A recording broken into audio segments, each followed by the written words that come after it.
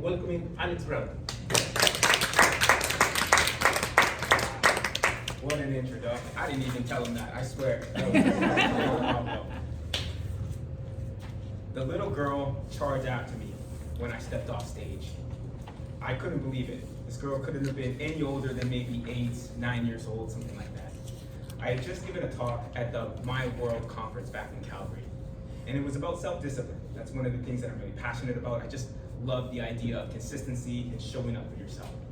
And during that speech, I told the kids that if you want to become great at something, whether it's knitting, whether it's learning how to make content, whether it's XYZ, fill in the blank, there is one thing that you need to do that is going to get you from A to B. And that one thing is just show up every single day, even if it's just a little bit. We're talking 5, 10 minutes. And this little girl came up to me, and I couldn't believe what she said. She said, "Alex, I'm a singer, and because of your speech, I'm gonna practice singing every day for 10 minutes. I thought to myself, no way. And then something clicked. It was this instantaneous thing where I just knew what we as communicators are really supposed to be doing when we get up on stage. We're not supposed to be just talking about ourselves. Don't get me wrong, storytelling is necessary, we need to be doing that as well.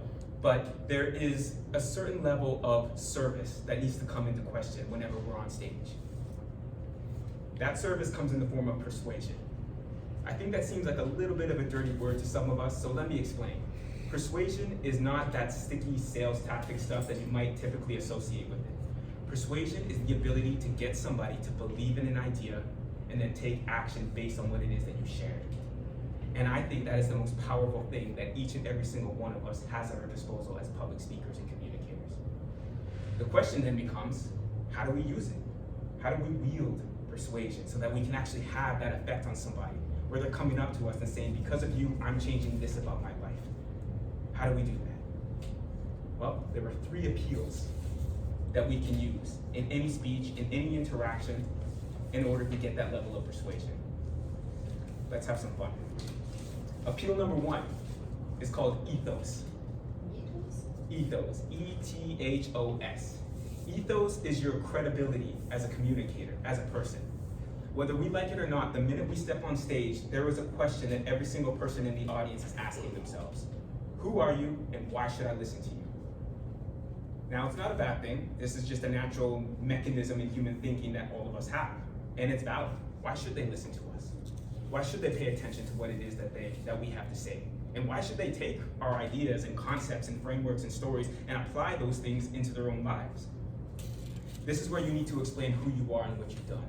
Thank you, Pablo. He gave me ethos by explaining all of those key details, all of those speeches and presentations. I appreciate that, by the way. I was much more modest in what I wrote down. And so Pablo, going the extra mile, that was amazing.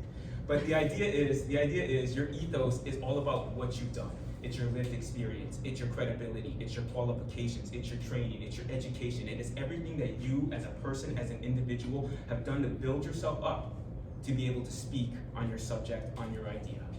That's number 1, ethos, your credibility, your moral character. Number 2 is pathos. In order to move an emotion or an audience, we have to appeal to their emotions. And this is what pathos is all about, the appeal to emotion. This is one of the reasons why movies are so popular, why stories hook our attention, why drama is so engaging. It's because it's all about the emotion. It hooks us in. I want to give you an example. I thought Grace did a fantastic job of using pathos in her speech. I'm not too sure if you guys noticed it, but she gave us explicit examples. She put us in the story when she gave us the example of us driving somewhere and wondering what it is that we're going to focus on, and then feeling this sense of tension in ourselves that things aren't going to work out, or stressing about whatever it is that's going on. Another thing that she did really well was she used the reference of Home Alone. We can instantly all picture that little kid, Macaulay Culkin, home alone. We can see it, it becomes visual, it becomes this instantaneous response in us where we just feel that emotion build up. And so the way that we do use pathos is storytelling, is examples, is using vivid imagery that paints a picture for our audience to see and understand. Metaphors, similes, allusions, personification, these are all beautiful ways that we can hook people in to what it is that we have to say. So that's number 2, pathos, the appeal to emotion. And then last but not least, logos. Logos is all about logic, reason, and then grounding your argument in reality. This is why when you see speakers come up and they're showing you charts and figures and numbers and statistics and data and case studies, they're using logic and reason to persuade you, to get you to believe in their idea, in their argument. That's what logos is all about. Another effective use of logos is the structure of your speech. You notice that I started off with a story, then a lesson, a key takeaway from that story. And then I went into my points, ethos, pathos, logos. That is the structure. It's a logical structure that we can all understand and follow easily and coherently. It just makes sense. If I were to just throw at you random stats and figures and then a story here and then an example there and then all of these little points that are sprinkled throughout the entire presentation, it wouldn't make sense. I would lose you guys. I would lose your attention and your focus and quite frankly, a bit of my credibility because I would be a hot mess up here. So those are the 3 appeals to your communication style. Whenever you're interacting with somebody, whether it's your son and you want to get him to clean his room, whether it's a job interview and you want to get hired for your dream job, or whether you're up on stage like this, giving a talk to an audience of beautiful people.